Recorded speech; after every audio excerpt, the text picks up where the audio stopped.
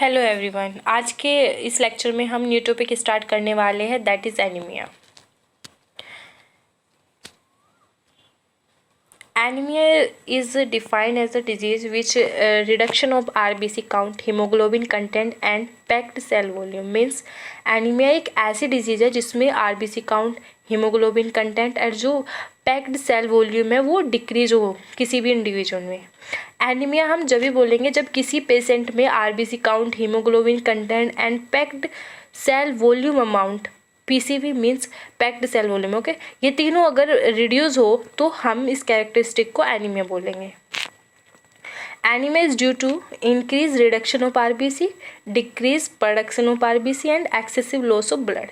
Generally RBC count, hemoglobin content and PCV amount decrease in this condition. Okay, understood. And now classification of anemia. Classification of anemia is classified into two types. First one is on the basis of morphology and second one is on the basis of etiology. Morphology का मतलब होता है size और colour और shape के base पर। etiology means कोज के base पर। ओके, तो सबसे पहले हम पढ़ेंगे morphological classification. Anaemia is classified on the basis of morphology of red blood cell and colour means RBC का कलर और साइज के बेस पर जो क्लासिफिकेशन किया गया है उस टाइप की क्लासिफिकेशन को हम मॉर्फोलॉजिकल क्लासिफिकेशन कहते हैं। MCV means mean corpuscular volume, ये आरबीसी के साइज को डिटेक्ट करता है, और जो MCHC होता है यानी mean corpuscular haemoglobin concentration, it detect colour of RBC. On the basis of morphology class anaemia is classified into four type. First normocytic normochromic anaemia, second macrocytic normochromic anaemia, third macrocytic hypochromic anaemia, last one is microcytic hypochromic anaemia. Now normocytic normochromic anaemia, देखो इसका मतलब नाम से ही clear हो रहा है, normo मतलब normal, सिटिक means cell, okay, तो मतलब उसका मतलब होता है सेल और साइज, ठीक है। Chromic means colour, MCV increase है, एमसीएचसी जो है वो नॉर्मल है। अभी बताया था जो एमसीवी है साइज, एमसीवी साइज को और एमसीएचसी कलर को डिटेक्ट करते हैं, यानी आरबीसी का साइज, आरबीसी का जो साइज है वो नॉर्मल होगा और कलर जो है वो भी नॉर्मल होगा। If size and colour are normal but RBC count decrease, that is called normocytic normochromic anemia. Clear? Now macrocytic normochromic anemia. Macro means बड़ा, cytic means अभी बताया था cell, normo means normal and chromic means color. Means MCV increase होगा, MCHC normal in size but RBC count is decrease in macrocytic normochromic anemia condition. Clear? Third हमारा आता है macrocytic hypochromic anaemia. Macro means अभी बताया था बड़ा, cytic means अभी बताया था cell and hypo means less यानी कम, chronic means chromic means colour, यानी एमसीवी इंक्रीज हो और एमसीएचसी डिक्रीज होगा इन दिस कंडीशन, तो इसको हम बोलेंगे macrocytic hypochromic anaemia. Clear? Fourth and last is microcytic hypochromic anaemia. Microcytic hypochromic anaemia, micro means छोटा, means MCV decrease and MCHC are also decrease in microcytic hypochromic anemia condition. Okay, now etiological classification.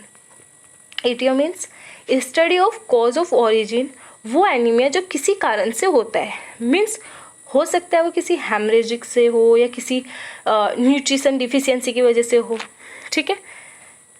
Study of the basis of cause and origin, such type of classification is known as etiological classification.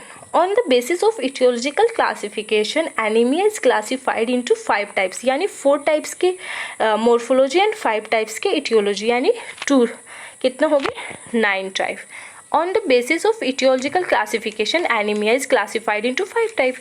कौन कौन से होते हुए? First one is haemorrhagic anaemia, second is haemolytic anaemia, third nutrition deficiency anaemia, aplastic anaemia and last one is anaemia of chronic disease. Now haemorrhagic anaemia, haemorrhagic anaemia it means किसी भी blood vessel, चाहे वो external हो चाहे वो internal हो, यानी किसी भी ब्लड वेसल में रप्चरेशन हो, इंजरी हो और उसकी वजह से जो ब्लड लॉस हो रहा है, ठीक है, इसकी वजह से जो एनीमिया हो गया और जो हेमोग्लोबिन कंटेंट है वो डिक्रीज़ हुआ है और जो पैक्ड सेल वॉल्यूम है वो भी डिक्रीज़ हो जाए, तो इस टाइप के एनीमिया को हम हेमरेजिक एनीमिया कहते हैं।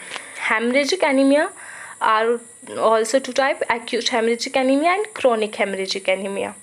जो अब हम सबसे पहले एक्यूट हेमरेजिक एनीमिया को देखेंगे।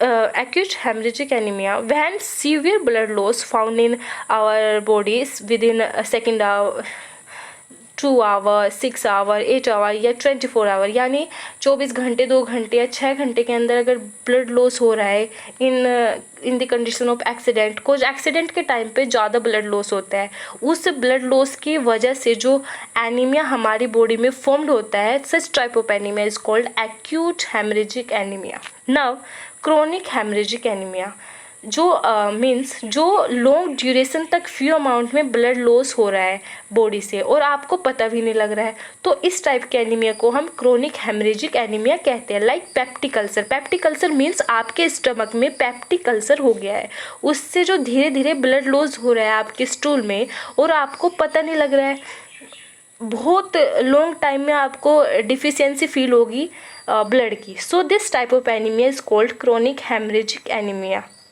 और in menorrhagia means regularly blood loss from the vagina with in the menstrual cycle. Okay, now hemolytic anemia. Hemolysis means breakdown of RBC के डिस्ट्रक्शन से जो एनीमिया फॉर्म्ड हो रहा है उसको हम हीमोलिटिक एनीमिया कहेंगे। हीमोलिटिक एनीमिया आप दो टाइप में हम रीड करेंगे, extrinsic and intrinsic haemolytic anaemia. Extrinsic hemolytic anemia means those factors are responsible for the destruction of RBC which are introduced by external environment. Example, जो कोई जैसे हम कोई एंटीबॉडी ले रहे हैं इन हायर अमाउंट, उससे हमारी बॉडी में जो आरबीसी की लाइसिस होगी, इस टाइप के एनीमिया को हम एक्सट्रिंसिक हीमोलिटिक एनीमिया कहते हैं।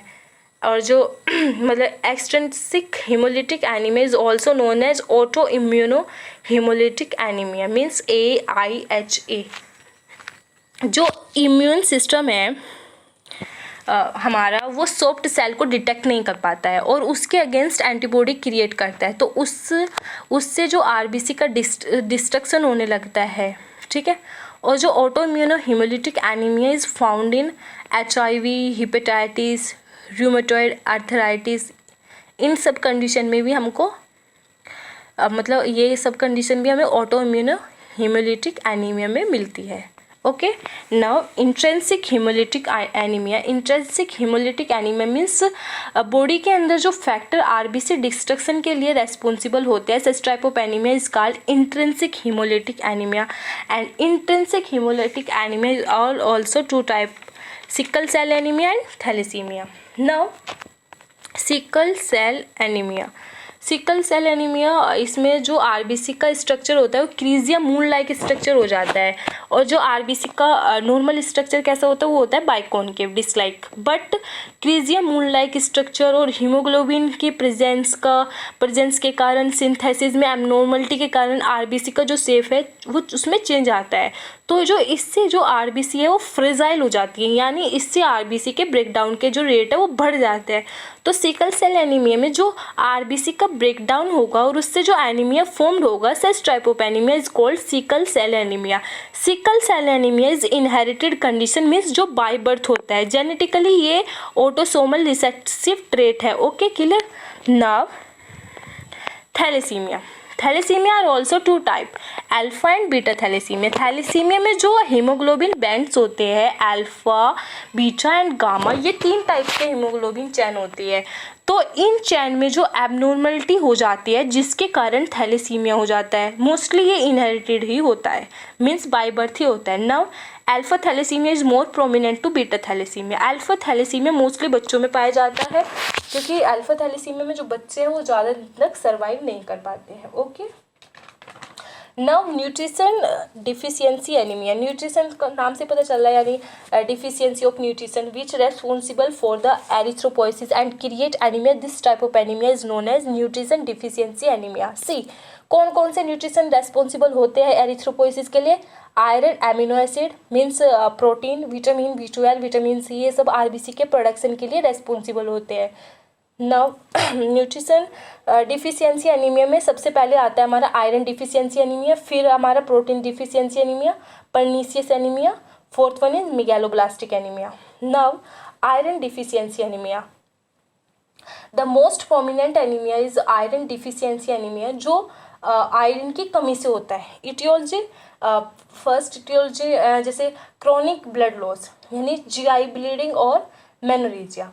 GI bleeding is a symptom of a disorder in your digestive system. In this condition, blood appear in stool, though it may cause to stool look black. Okay, so GI is a etiology of chronic blood loss, and in menorrhagia, heavy or prolonged vaginal bleeding within menstrual cycle. Sorry. Okay. Now, dietary deficiency means dietary deficiency occur when the body doesn't absorb or get from food the necessary amount, okay, of nutrient. Last है malabsorption. Malabsorption is an uncommon cause of iron deficiency anemia. Okay, now clinical features of iron deficiency anemia. First one is fatigue. Fatigue is one of the most common sign of iron deficiency anemia, because your body is having trouble carrying the oxygen to your cells. It is affecting your energy level. Okay, now pallor means होता है having yellow skin, or pallor is also most common physical finding in the patient with anemia. Okay, last is dyspnea during exercise, means shortness of breathing due to decreased availability of oxygen in the working muscle. So these are clinical features of iron deficiency anemia. I hope you understand easily. Now lab diagnosis. First, hematocrit will be decreased. Hematocrit means a ratio of volume of RBC to total volume of blood. Second, serum iron and serum ferritin are also decreased. Third, total iron binding capacity will be higher. Okay. Now treatment, iron supplementation. Okay. In identification of source of occult blood loss. Occult blood means that you can't see with naked eye blood in stool, means bleeding in the digestive tract. Okay, ये समझ आ गया. Now protein deficiency anemia. Protein deficiency anemia नाम से पता चल रहा है deficiency of protein. Okay. Now pernicious anemia. Pernicious anemia means deficiency of vitamin B12. Vitamin B12 की कमी से जो एनीमिया होगा उसको pernicious anemia कहेंगे. वेल्डन से विटामिन B12 की डिफिशियंसी होगी तो एरिथ्रोपोइसिस नहीं हो पाएगा, और अगर एरिथ्रोपोइसिस नहीं होगा तो एनीमिया हो जाएगा. So this type of anaemia is known as pernicious anemia. Okay. Now megaloblastic anaemia means deficiency of folic acid. Means अगर फोलिक एसिड की कमी है तो एरिथ्रोपोइसिस नहीं होगा तो एनीमिया हो जाएगा. And this type of anaemia is called megaloblastic anaemia.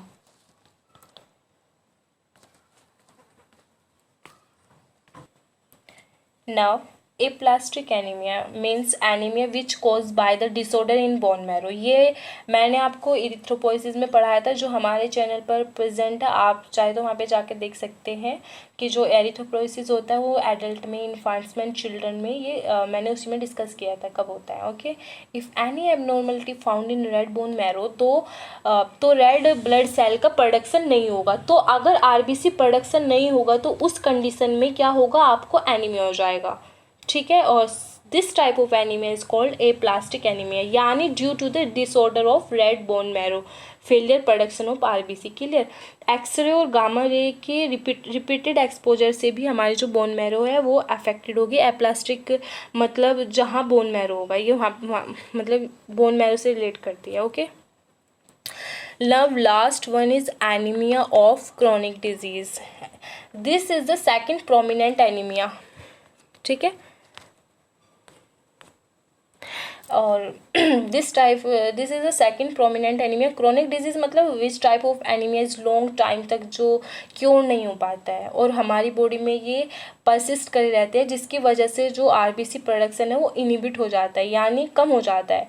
Haemoglobin भी कम हो जाता है, पीसीबी भी जो है वो कम हो जाती है। तो this type of anaemia is called anaemia of chronic disease. Example ulcer, means इसमें विटामिन B12 का एब्जॉर्प्शन नहीं होगा, अल्सर जो है लॉन्ग ड्यूरेशन तक ठीक नहीं होता है।